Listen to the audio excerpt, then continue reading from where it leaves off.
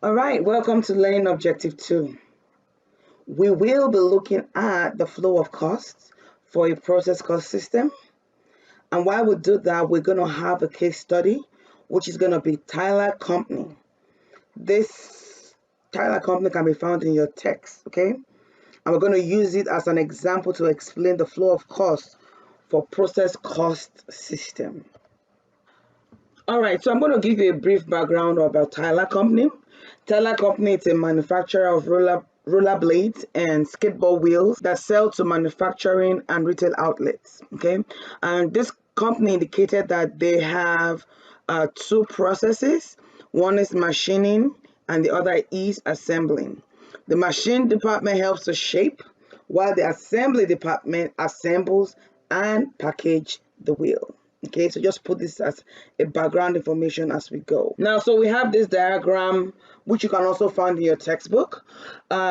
We see from the diagram that Tyler can assign direct materials, direct labor, and manufacturing overhead in both the machining. Okay, it can either go to the machine department or to the working process at any time within the production process. Okay, so typically when the machine department finish its work, it transfers the partially completed unit to the assembly department. When the assembly department completes the goods, it transfers it to finished goods inventory. Now, when the goods is sold, they are then removed from the finished goods inventory. Now, we're going to be talking about assigning manufacturing cost. When it comes to accumulating costs, job order and the process cost system are pretty much the same.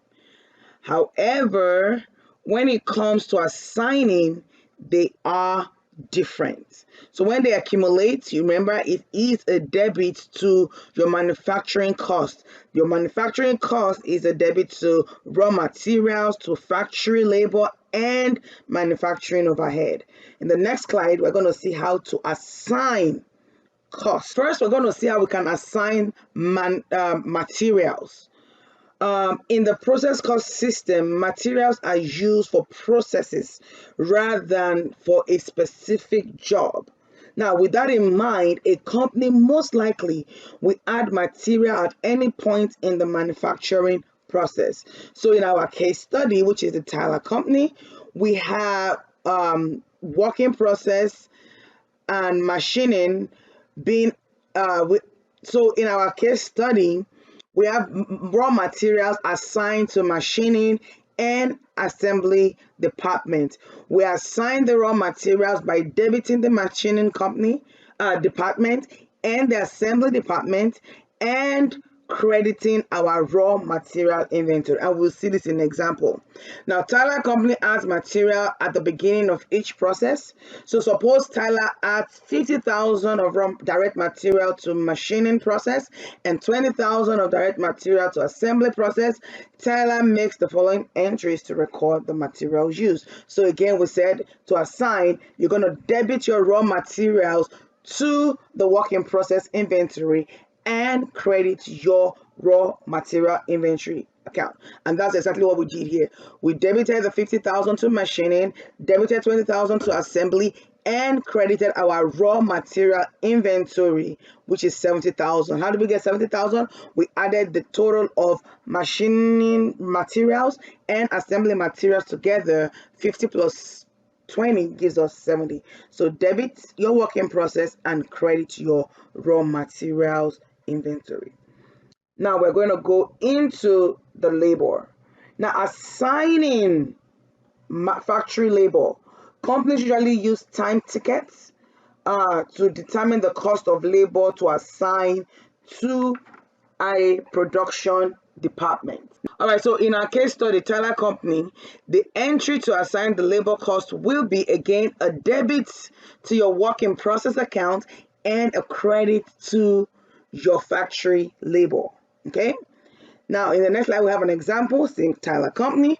Suppose a Tyler Company incurred factory labor charges of 20,000 in the machining process and 13,000 in the assembly process, the entry to assign labor cost to machining and assembly for Tyler is going to be, so work in process is debit for machinery 20,000, work in process assembly is 13,000, and then we add the two together, it gives us 33,000, which shows us the total amount of factory labor that is being assigned to work in process, and that's going to be a credit of 33,000. Next, we're going to be assigning manufacturing overhead costs. Assigning manufacturing overhead, the objective in assigning overhead in a process cost system is to allocate the overhead cost to the production department on an objective and an equitable basis. So we say object and equitable because, again, manufacturing overhead involves indirect materials, indirect labor, indirect, things that are not specifically identifiable to that product that you are making. And so you want to be able to allocate your cost in such a way that you're not over or under allocating your overhead. Again, in the same process like we did in the last two slides, it's going to be a debit to your work in process account and a credit to your manufacturing overhead account. In this slide, we have assumed that on machine hours that Tyler Company allocated overhead cost of 45,000 to machining and 17,000 to assembly process.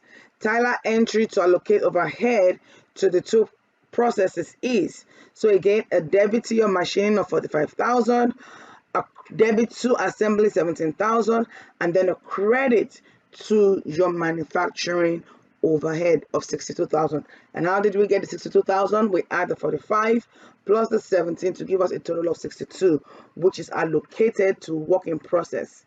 All right. Now, what do we do when we're transferring from one department to another department?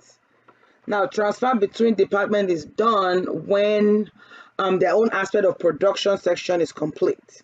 Okay, so they will need to transfer it to the next department. This can be done by debiting the department that is receiving and crediting the department that is done.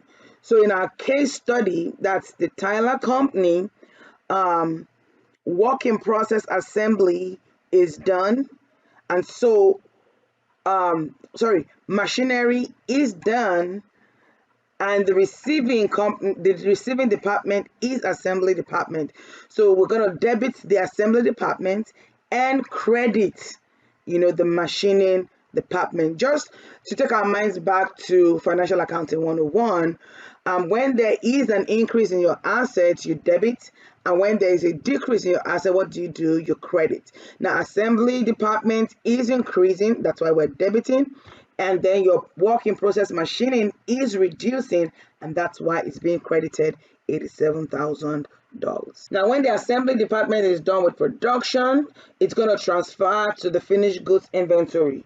We do this again by debiting our finished goods inventory and crediting the assembly department.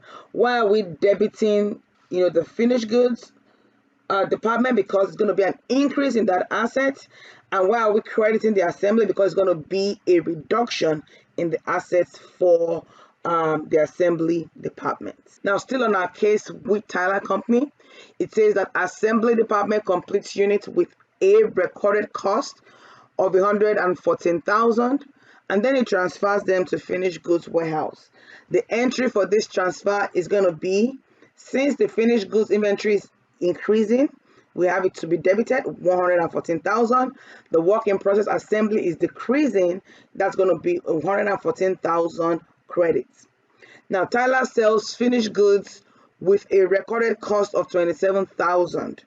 It records the cost of goods sold to be 27,000, which is a debit, and finished goods is reducing, which is going to be a $27,000. Now we're going to go into questions. Again, I will always suggest that you pause the video, try to attempt the question yourself, then you come back to see what you did and see if you're correct or not. So we're going to do this real quick. We're told that Werner Company purchased 50,000 of raw materials on account, and it incurs 60,000 of factory labor costs.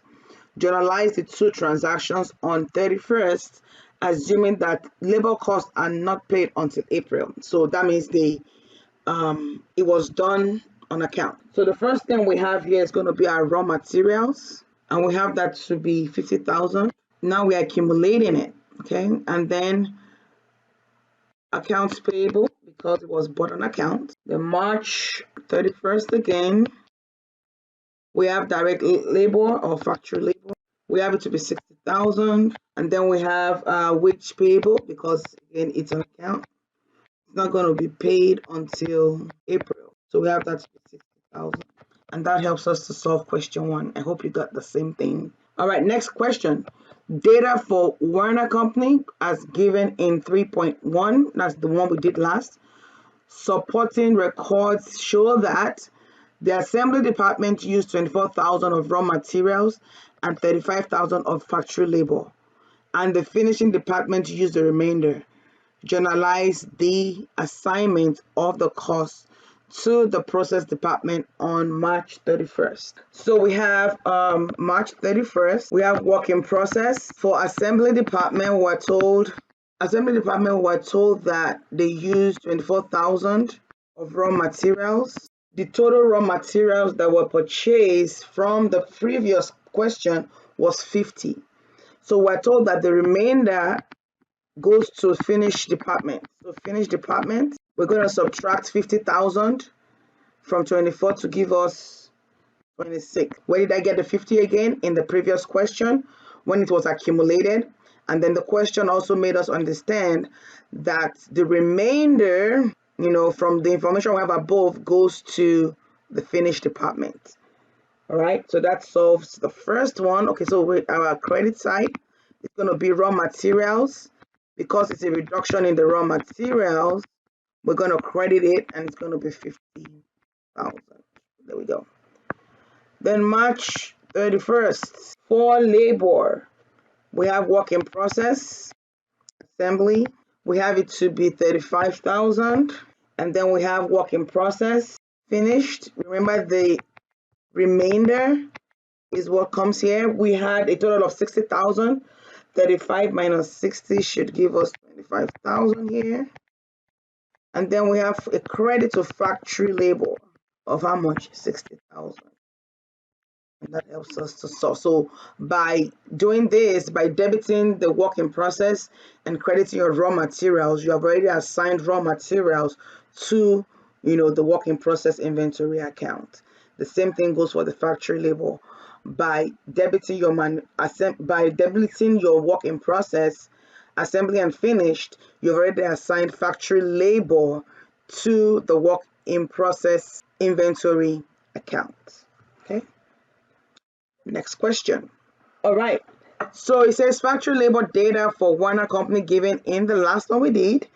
Manufacturing overhead is assigned on 160%. So based on our labor cost, factory labor, we're assigning our manufacturing overhead. So journalize the assignment of overhead to assembly and finished goods department. So again, we have March 31st. We have our work in process. We have assembly, and we are assigning it based on our factory labor.